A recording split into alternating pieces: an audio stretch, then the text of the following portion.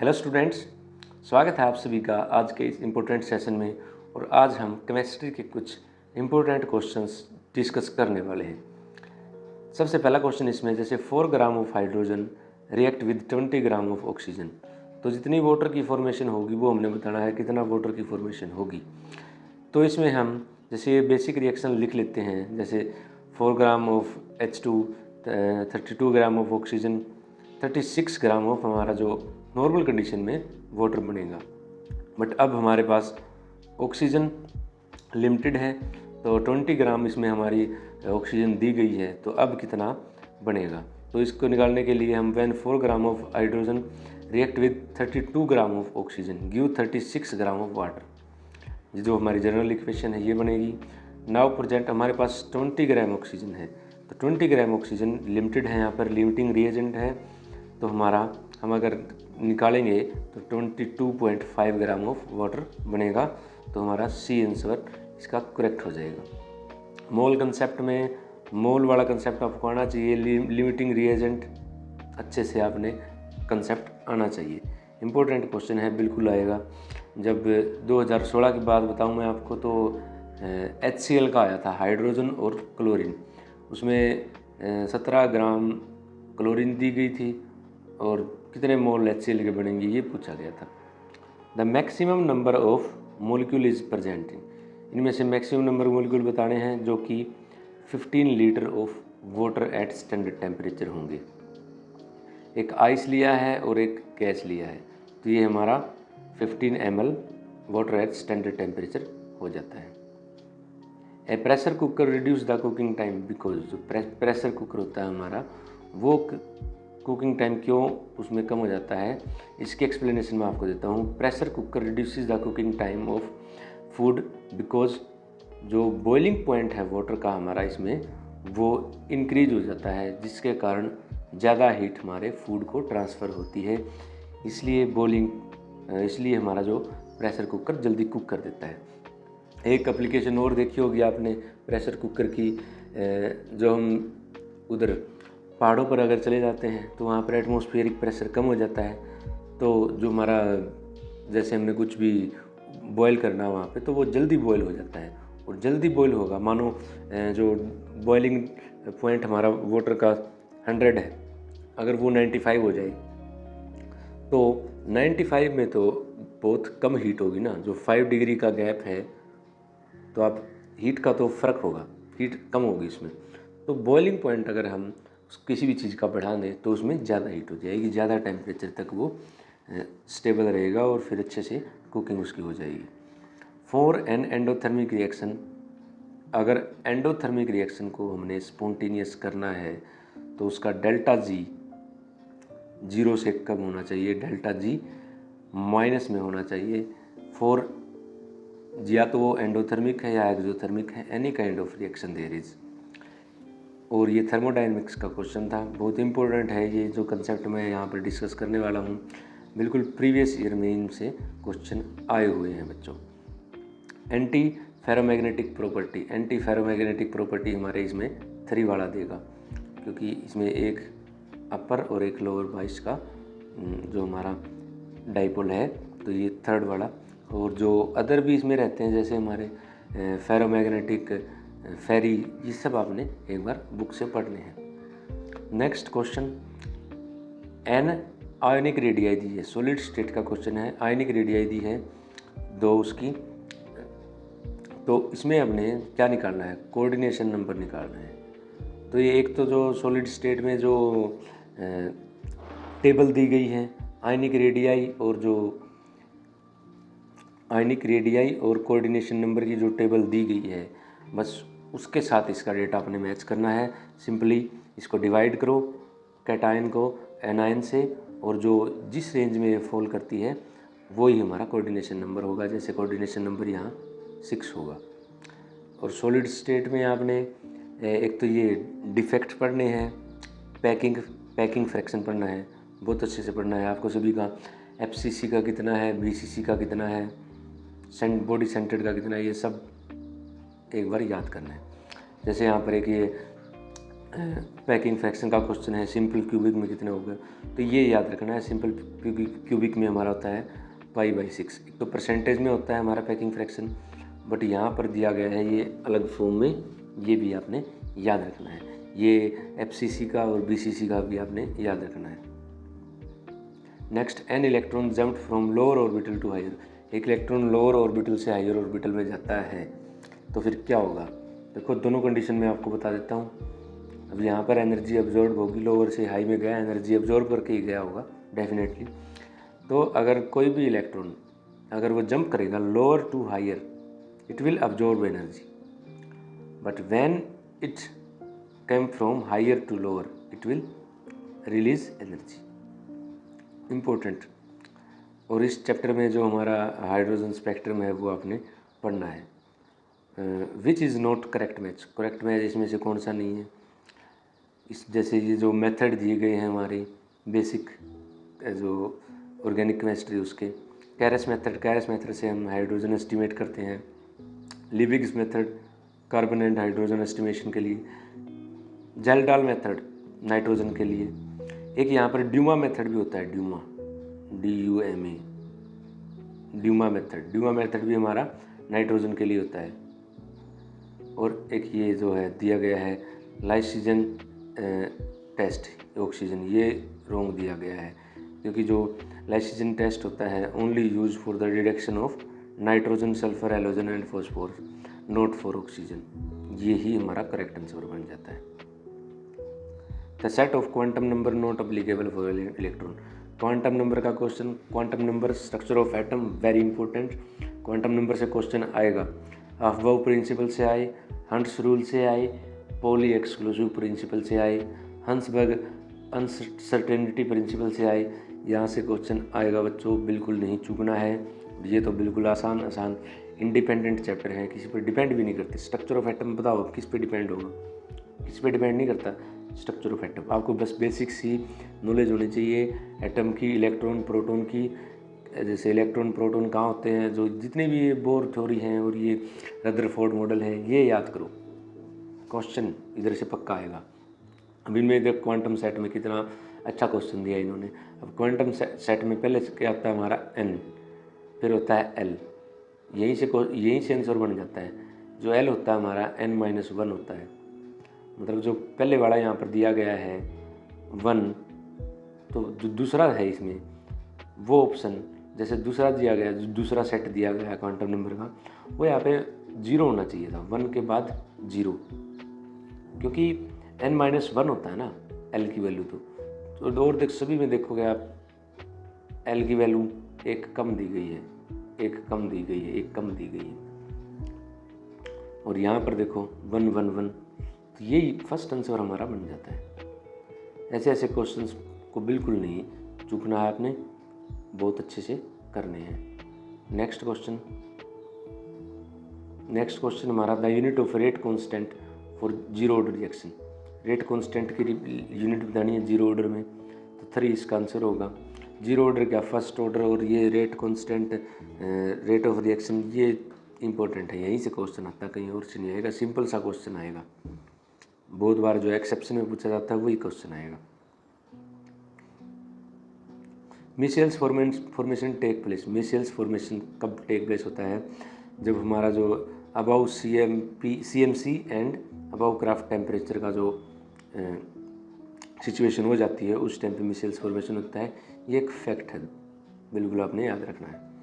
Which of the following is positively charged colloidal particle. इनमें से positively charge colloidal particle जो होता है हमारा सेकंड नंबर है, ये पॉजिटिवली चार्ज कोलाइडल पार्टिकल है, याद रखना है।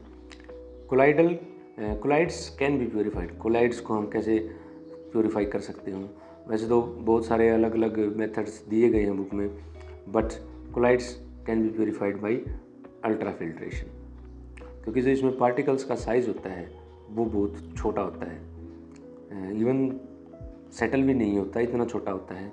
तो हम उसे अल्ट्रा सेंट्रीफ्यूगेशन जो मशीन होती है ना हमारी, उसमें उसको अल्ट्रा सेंट्रीफ्यूगेशन, एक तो होती है नॉर्मल सेंट्रीफ्यूगेशन, बट उसको हम और भी ज़्यादा स्पीड पर उसको हमें रोटेट करना पड़ेगा और फिर वो सेटल हो सकते हैं। The solubility order chlorides of alkali metal. Alkali metal S block का क्वेश्चन है। सोलिबिलिटी का ऑर्डर होगा हमारे यहाँ पर 4th। ये बिल्कुल इम्पोर्टेंट क्वेश्चन है, बिल्कुल एग्जाम में पूछा जाएगा।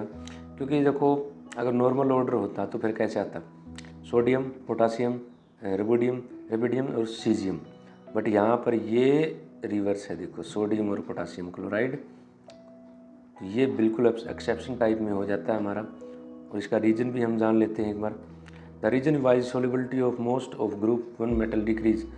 देखो डिक्रीज होती है सोलिबिलिटी डिसेंडिंग ऑर्डर में, क्योंकि lattice energy only slightly but free energy जो एक लेटेस्ट एनर्जी और हाइड्रेशन एनर्जी का कंसेप्ट यहाँ पर वर्क करता है, एक बार आपने देखना है।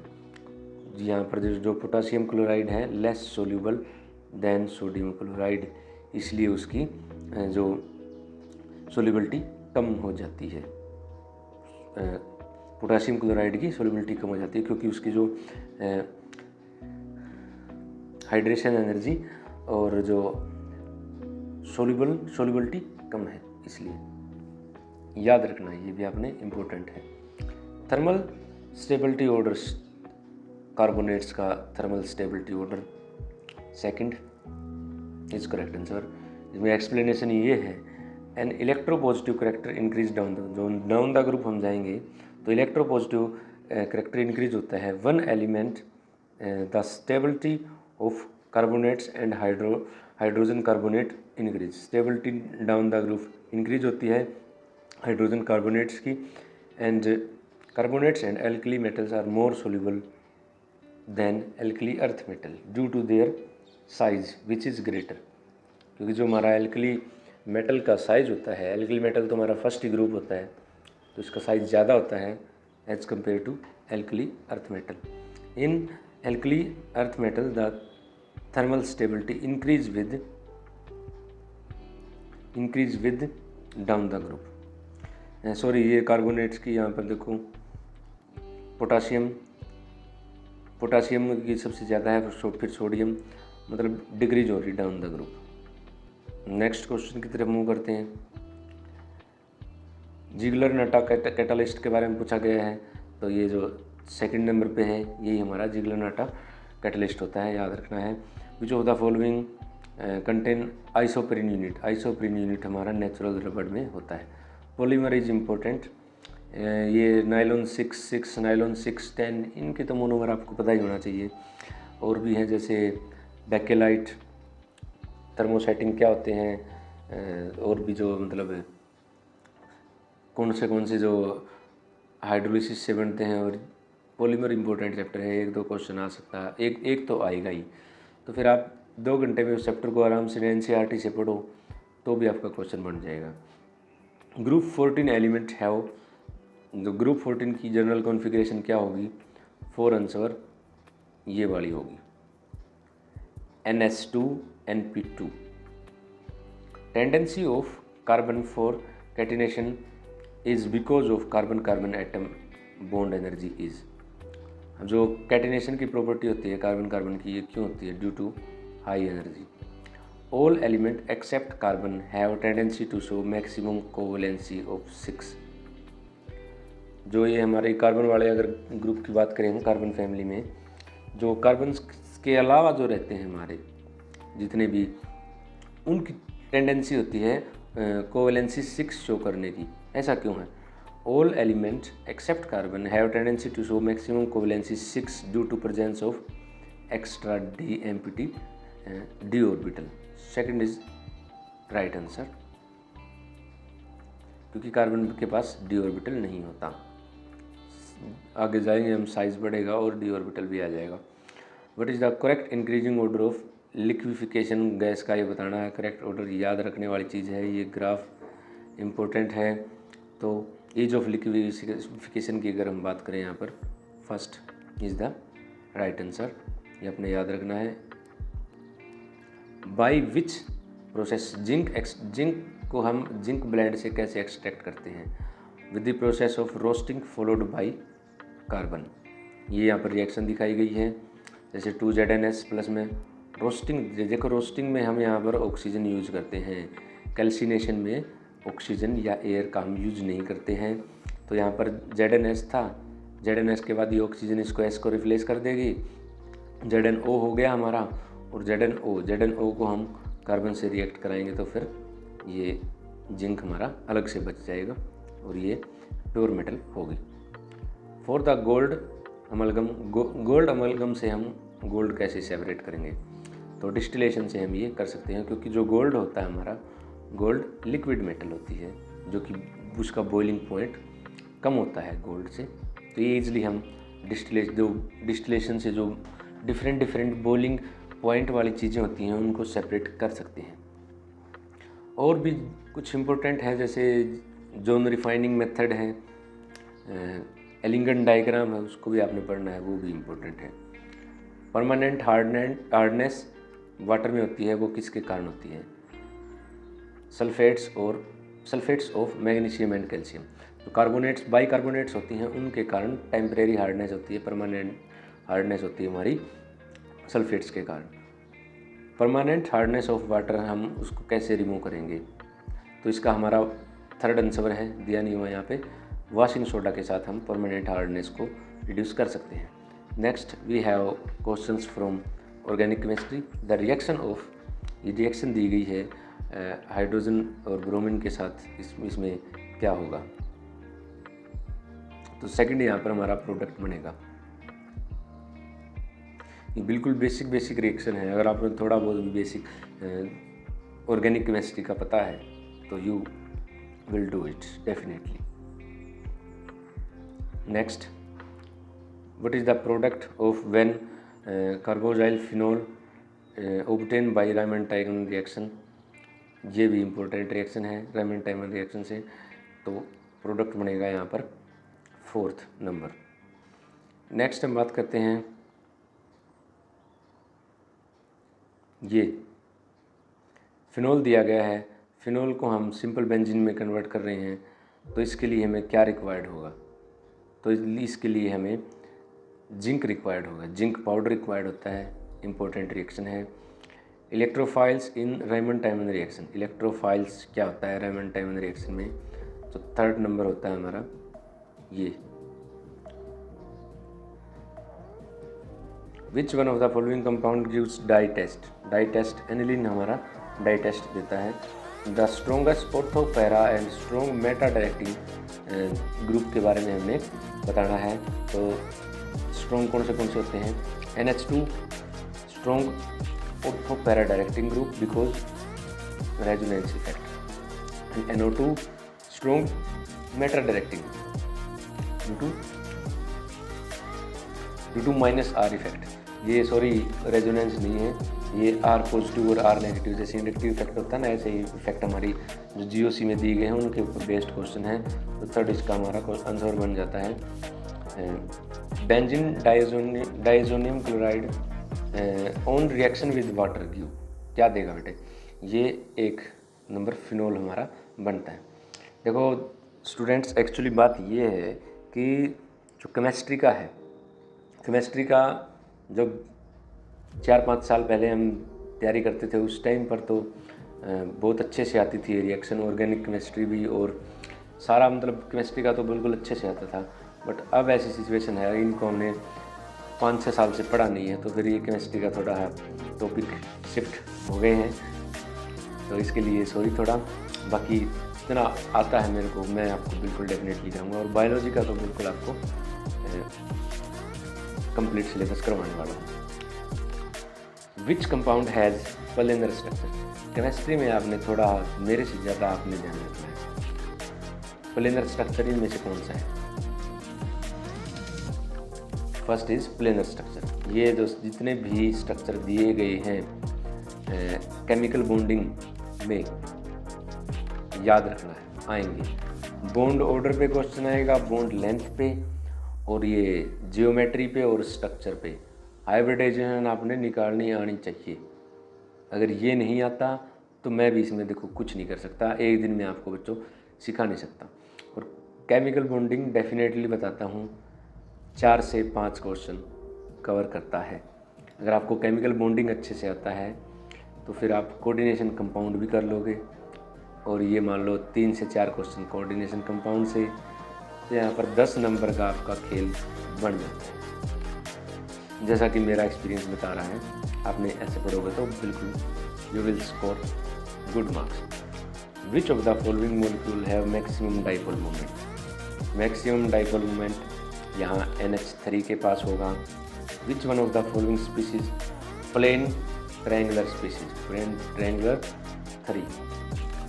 और ये नाइट्रोजन वाले जो जितने कंपाउंड हैं, जैसे N2 है, N2 के डिफरेंट कैटाइन है, एनायंस हैं, उनकी बॉन्ड लेंथ पे, जैसे ऑक्सीजन का O2 का O2 नेगेटिव का O2 पॉजिटिव का, इसमें आपने बॉन्ड ऑर्डर निकालना आना चाहिए। Very very important. अगर आता है तो कॉन्ग्रेचुलेशन टू यू, अगर नहीं आता तो एक बार आप उसको ज़रूर पढ़ लेना कहीं और।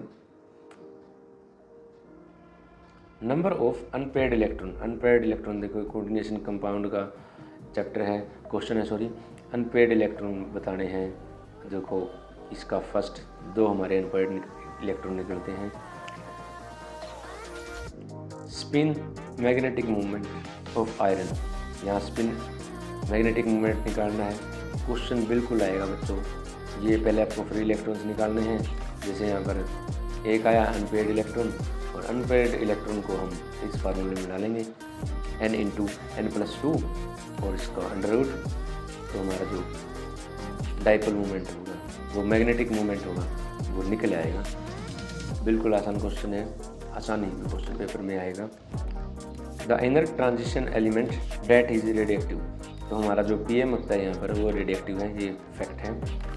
The lanthanoid contraction is responsible for the fact that, lanthanide contraction के कारण यहाँ पर क्या रीजन है? जो 3 इज़ द राइट आंसर, क्योंकि जिरकोनियम और हॉफनियम इनकी जो रेडियाई होती है वो सेम होती है बिकॉज ऑफ लेंथेनॉइड कॉन्ट्रैक्शन।